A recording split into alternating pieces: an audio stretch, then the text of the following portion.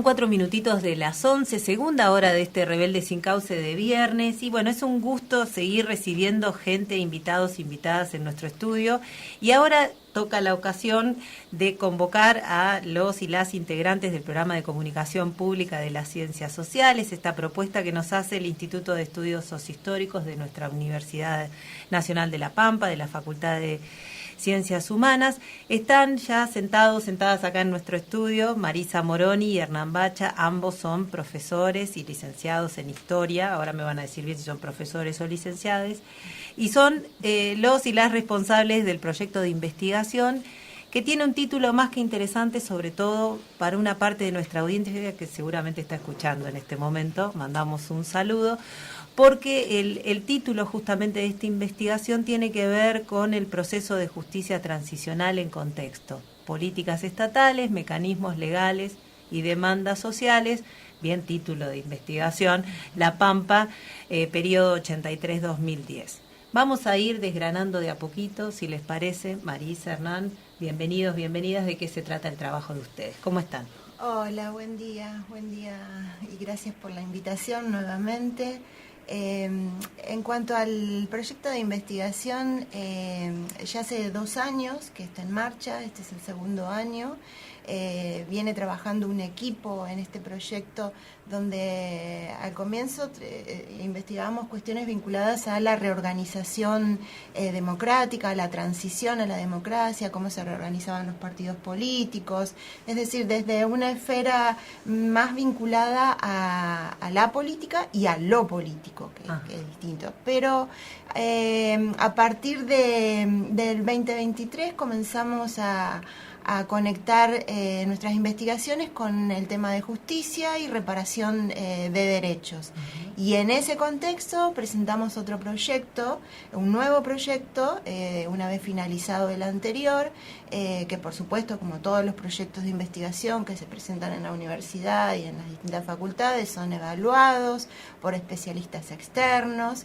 Uh-huh. Y en ese marco, proyectos que al día de hoy tienen 0 peso de financiamiento, hay que decirlo. Nosotros todas nuestras actividades que desarrollamos en el marco de los proyectos de investigación desde el año pasado, no tenemos financiamiento, no hay financiamiento para esos proyectos, pero bueno, nosotros seguimos trabajando en ellos porque fueron evaluados, porque es nuestra propuesta de aporte al conocimiento y en ese contexto nosotros propusimos trabajar, como te decía, sobre reparación de derechos y más precisamente no solamente en el área de investigación, sino también en el área de extensión y transferencia. Y en ese contexto también surge la posibilidad de un convenio con el municipio de Santa Rosa, la Facultad de Ciencias Humanas y la Facultad de Ciencias Económicas y Jurídicas, para reflexionar o recabar la información vinculada a los 40 años de democracia en el Consejo Municipal. Un trabajo que hicimos coordinado y a partir de una convocatoria que nos hace una colega muy respetada por nosotros y por toda la comunidad académica, que es Silvia Crocetti. Entonces Silvia nos hace llegar esta propuesta y como estaba directamente vinculada a nuestras líneas de investigación,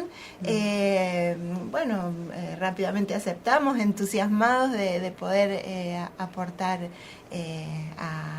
a la reflexión sobre los 40 años de democracia en el Consejo Deliberante. Y en ese marco surge, a partir de las diferentes tareas que llevamos adelante, que el equipo lleva adelante, relevamos testimonios de los protagonistas de la vida en el Consejo Municipal. Y ahí fue cuando nos encontramos con los cesanteados o los prescindidos de la dictadura. y pensamos que era un tema con peso propio, ya un tema que merecía ser analizado, revisar un reparado. poco. Exacto.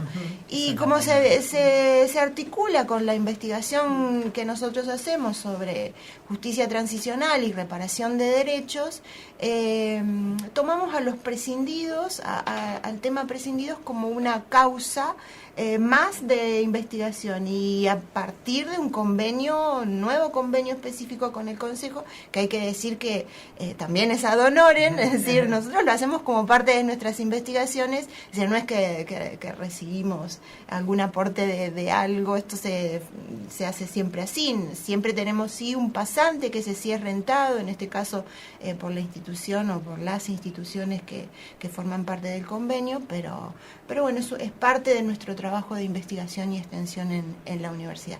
Y ahí surgen los prescindidos. Ahí está, justamente. ¿Con cuántos prescindidos se encontraron en el Consejo? Bueno, buen día primero y gracias por el espacio. Hernán Bacha soy. Nos encontramos, voy a la respuesta y después quiero señalar algo para no olvidarme. Inicialmente trabajamos con la documentación que nos proporcionó el Consejo Deliberante. Y muy amablemente la gente que está a cargo del archivo de la Municipalidad de Santa Rosa. Inicialmente hablábamos de un cuerpo de 12 personas prescindidas para la administración municipal. Esto lo tenemos que señalar también, no hay solo prescindidas y prescindidos en el ámbito municipal, eso se replica en cada una de las jurisdicciones, es decir, sucede a instancia municipal, provincial y nacional en dependencias públicas, ¿no? Más allá de las privadas también, que pensamos siempre en la dictadura en un contexto de recorte de distinto tipo en todas las áreas, y en el laboral por supuesto que también.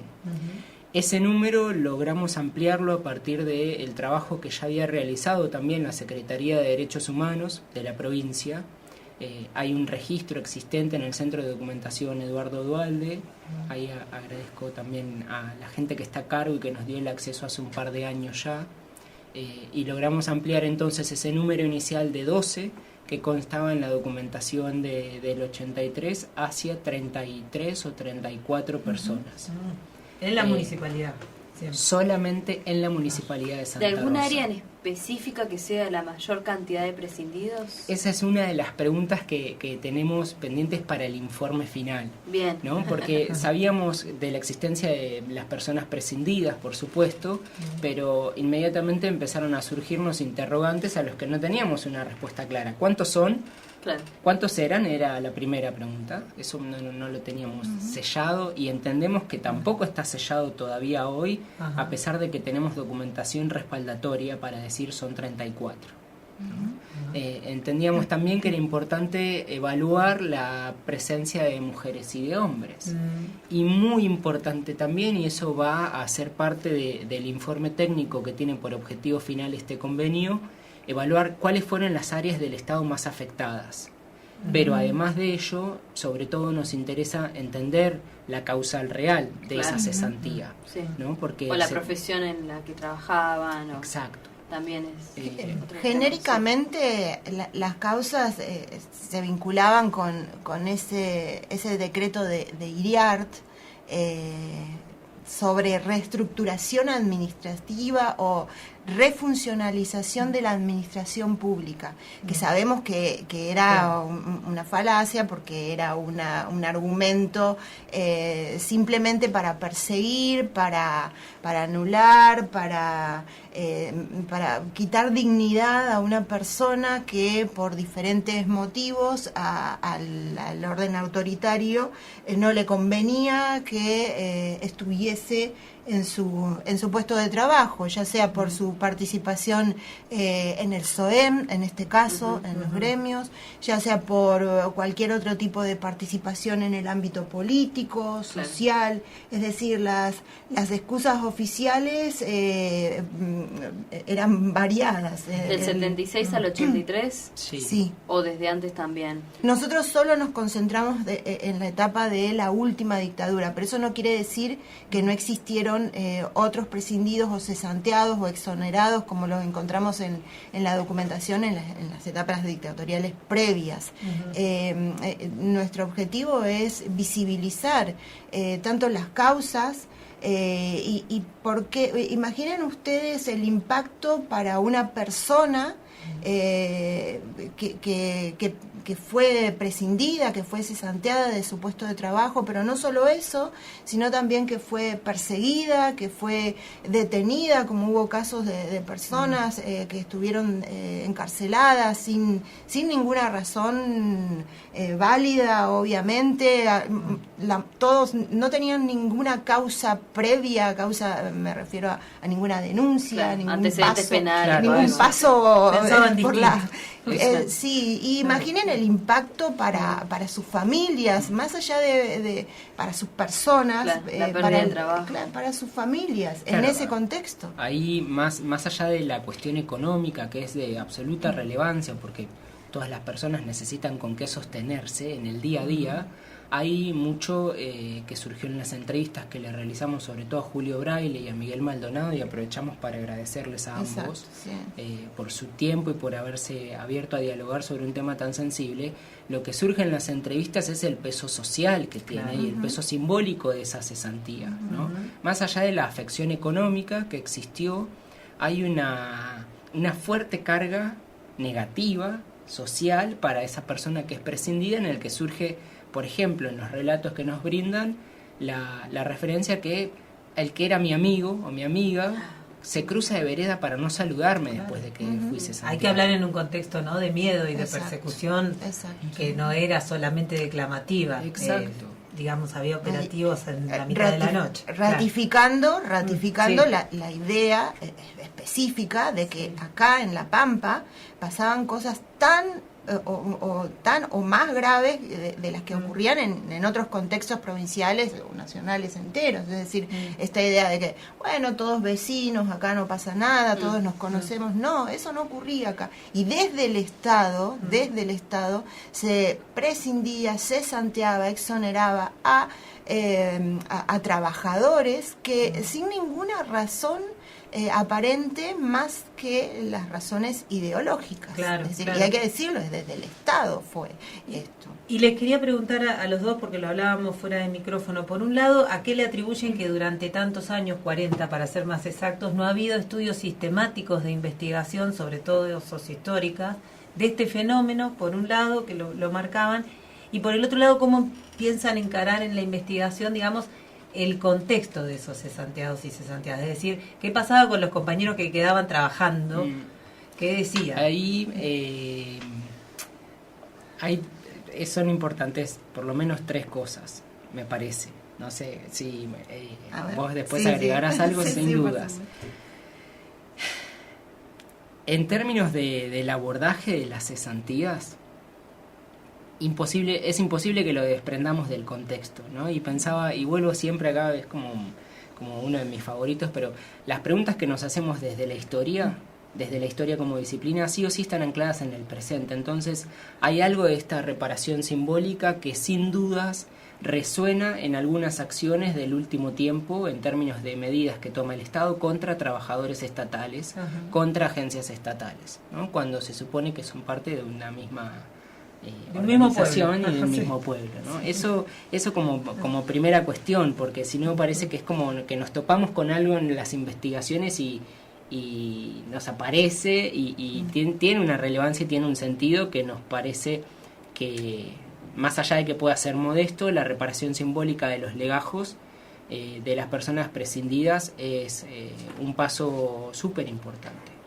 Es un paso importante que no se habría dado hasta la fecha por un montón de causas, pero entre las primeras señalaríamos el peso que todavía hoy tiene la idea de que La Pampa fue una isla en el contexto de la dictadura, a pesar de que sí hay producción en ese sentido contrario, ¿no? Para señalar de que en La Pampa existen personas afectadas por la dictadura, por el proceso de la violación de los derechos humanos, por la vulneración de los derechos laborales, como se trata en este caso. A la idea de que La Pampa fue una isla, también hay una cuestión de los intereses particulares y de las de la temporalidad o del tiempo que llevan los procesos personales, ¿no? Porque puede sonar medio esquemático esto, pero hay una pata que depende, una pata externa y una pata interna, podríamos decir.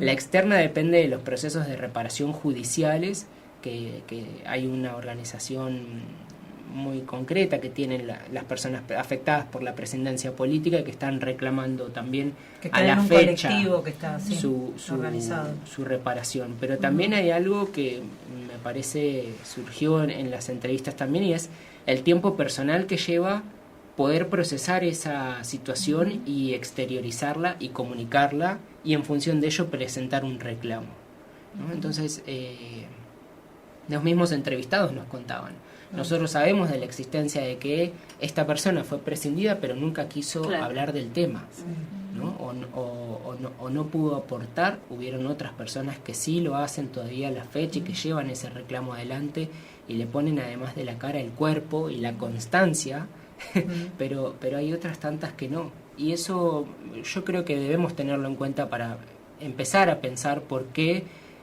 llevó 40 años y todavía a la fecha tenemos varias cuestiones por saldar, ¿no? Y estos trabajos de investigación que ustedes van llevando adelante, después tienen un puente con la educación en términos de, digamos, de las próximas generaciones, los chicos, las chicas de primario y secundario, ¿toman contacto con estos trabajos? Sí. Ese es uno de los nortes del programa de comunicación pública de las ciencias sociales. Y ese norte tiene que ver también con la construcción de una idea de ciudadanía que sepa y que conozca su historia, ¿no? La vez anterior que compartimos este espacio, también conversamos sobre propuestas escolares y la sorpresa que generan en el estudiantado cuando conocen algo de su propia provincia. Y yo ahí siempre me tomo la licencia, digamos, de ir comentándoles en mis clases, y esto no es que digo mis clases porque hablo por mí, pero esto se replica en otros docentes, en un montón de docentes que estamos interesados en que en las escuelas se sepa sobre la historia local. Y sin dudas estos eventos permiten que el estudiantado tenga una conexión mucho más próxima con la historia, porque no es lo que pasó en un relato que está en un manual que no tiene ni localización.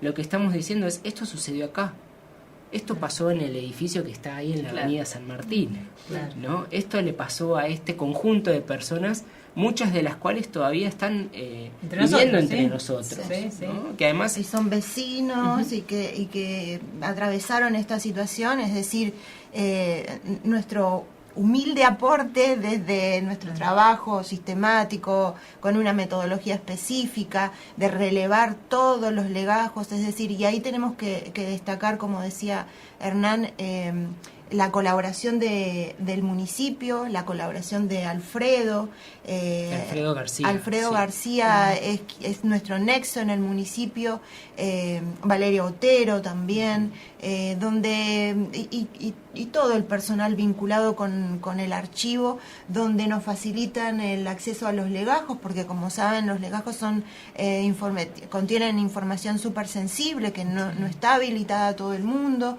Entonces nosotros relevamos todos esos legajos para identificar las causas, quiénes fueron, el número, y determinar un listado que obviamente es un listado abierto y un listado que se puede completar, pero ya el primer paso nos da mucha satisfacción porque duplicamos el número inicial de prescindidos en el Consejo Municipal, y una reparación simbólica que es el objetivo de máxima de nuestra intervención con el informe técnico, donde aporta pruebas, aporta documental necesaria y fundamental. Puede, ¿por qué no ser un puntapié para una reparación material que está prevista y que se ha dado del municipio justamente? Nosotros llegamos hasta el informe técnico, no depende de nosotros. Por ahí charlando ahí. No depende de nosotros. Ojalá que fuese un objetivo del municipio.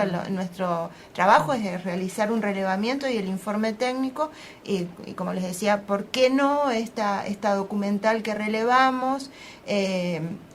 puede aportar también información para una futura reparación material que también se canalizará por los medios que haga falta o que sean necesarios. Marisa, preguntarte, ya que estás hablando ahí de los archivos, digo, porque para ustedes es como encontrar la piedra Rosetta, digamos, ¿cómo fueron tratados los archivos? ¿A qué atribuyen ustedes que no hayan sido quemados, extraviados, cortados?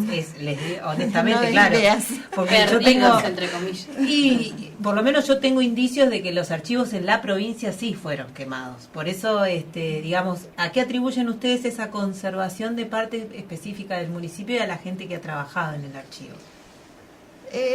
Mira, fue una mezcla de suerte que siempre está y tal vez de ignorancia, de impunidad.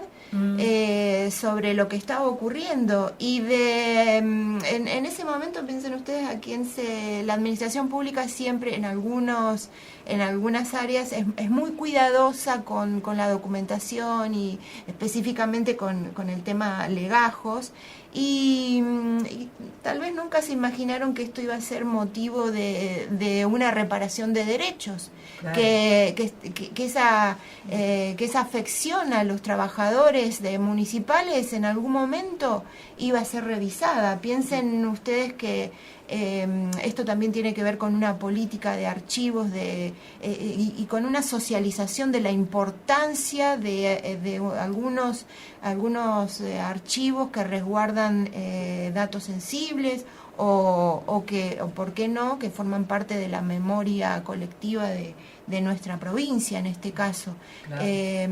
Pero te digo que hay también un componente muy grande de suerte en la preservación de esta documentación que, digamos, parte de ella estaba en otras dependencias, es decir, nosotros son cajas y cajas de documentación, no es que son carpetas con 4 o 5 folios o páginas, sino que son cajas. ¿Y hasta dónde llega la descripción del legajo? Digamos, ¿hay informes de situación, por ejemplo, de desempeño de los agentes? Exactamente, de lo que se te ocurra. Son tipo biografía. De lo que se te ocurra. Pero además, nosotros complementamos la información de las cajas que contienen legajos y mucha información más, con la información de la prensa en ese momento. Ah, qué bien. Claro. Entonces ahí triangulamos y además incorporamos, que es en la etapa en la que nos encontramos ahora, testimonios de aquellos que voluntariamente deseen aportar información sobre este trabajo para el informe técnico que vamos a presentar al municipio. Y en eso nuevamente tenemos que agradecer a Julio y a Miguel, que son los que nos van a aportar y que nos aportan nombres, personas. ¿Y cuántos y cuántas van a aparecer interpelados en ese informe? Ojalá sin saber que están? Porque creen que ya se olvidaron. ¿Ya saben cuándo van a presentar el informe? Está previsto. Tenemos 2 fechas en danza. Sí.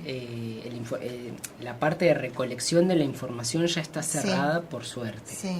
Y agrego que además de los testimonios, de los legajos, de la legislación, también trabajamos con otros registros que nos facilitó la biblioteca de la Cámara de Diputados, muy gentilmente. Ese es el corpus, como se llama. Y no me quiero olvidar también de los trabajos que ya habían comenzado a indagar sobre esta cuestión, como los de Pumilla, los de Asquini, Bilbao, que son referentes para nuestros trabajos de la etapa dictatorial en La Pampa y de la reparación de derechos. Todos sabemos el inmenso aporte de sus trabajos y a nosotros realmente nos significó mucho para avanzar. Y hay que aclarar y destacamos que nosotros nos concentramos en los prescindidos municipales, porque como decía Hernán, prescindidos en distintas áreas de la administración pública existieron y muchos de ellos aún no tienen una reparación simbólica siquiera, económica ninguno, a diferencia de Neuquén, de Mendoza. En otras jurisdicciones sí existieron reparaciones económicas o materiales, vamos a decir, pero otros prescindidos, como en el caso de la universidad, sí fueron reparados sus legajos, los judiciales también, creo, provinciales. Y la legislatura. Pero, perdón, porque si no me quedé sin ¿Y en dónde lo van a presentar? Si no parece que me dicen distraído. Es verdad. La presentación, por supuesto, tiene que ser en el recinto de la municipalidad. ¿No? Ahí como que no hay dudas de que ese es el lugar, porque es allí a donde, bueno, se desempeñaron, y qué mejor que el lugar a donde uno vio vulnerados los derechos, que vea que se le reconocen ahora.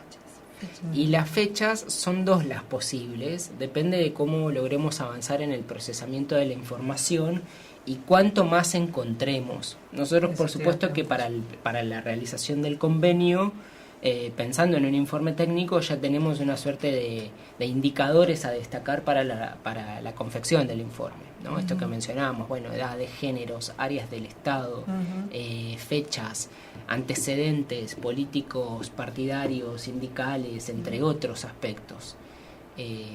La fecha puede ser diciembre, nos gustaría mucho que sea el 10 de diciembre, porque bueno, es una fecha que entendemos que es para celebrarlo. Sí, y qué mejor que con una reparación de los legajos de aquellos prescindidos por la dictadura, sería como para nosotros muy muy importante. Y si la justicia llega tarde, que la memoria sea presente, ¿no? Memoria viva. Podemos, quisiera aportar o aclarar una cuestión, o simplemente mencionar que para nosotros es un desafío enorme este trabajo, esta investigación, este informe técnico, porque a partir de los testimonios conocimos a personas que realmente padecen y padecieron esta situación de prescindencias o de cesantías, y si podemos aportar algo en la reparación, nosotros ya estamos más que satisfechos, y además cumpliendo con las instituciones de las que provenimos: Universidad, Facultad de Ciencias Humanas, Programa Historia y Comunidad, Programa de Comunicación Pública de las Ciencias, todos los archivos y bibliotecas que nos facilitaron la documentación, y por supuesto la municipalidad y el Consejo Deliberante. Qué lindo, qué lindo. Sí, no podemos irnos si no decimos esto, ya para cerrar. Mencionaba al inicio, Marisa, el convenio iniciático, digamos, que origina todo este recorrido, que es para conmemorar los 40 años de democracia del Consejo Deliberante. El resultado de ese trabajo es una publicación que ya está en proceso editorial, ya está en etapa editorial, así que tenemos la buena noticia de que va a salir un libro voluminoso con 4 secciones que recorre la historia de la democracia, la vida democrática del Consejo Deliberante de Santa Rosa, en función de 4 ejes. 2 ejes vinculados a la política, un eje vinculado a cuestiones sociales y de género, y un 4º eje vinculado a cuestiones territoriales. Así que en cuanto hay una próxima visita. A partir del trabajo, por supuesto, también ad honorem de colegas, de investigadores y de personas que pudieron contribuir a la escritura de este libro. Y esa voz que escuchaban es la de Marisa Moroni, estuvo también con Hernán Bacha, ambos pertenecen a la Facultad de Ciencias Humanas, son historiadores, historiadoras, y pertenecen al programa de Comunicación Pública de las Ciencias Sociales del Instituto de Estudios Sociohistóricos. Muchísimas gracias por haber venido. Gracias a ustedes. Gracias a ustedes. Un abrazo. Nacional Santa Rosa, la radio que une nuestras voces. Radio Noticias Nacional. El gobierno de Chubut, a través de la Subsecretaría de Cultura, inició el proceso de renovación de carnets para todos los artesanos registrados.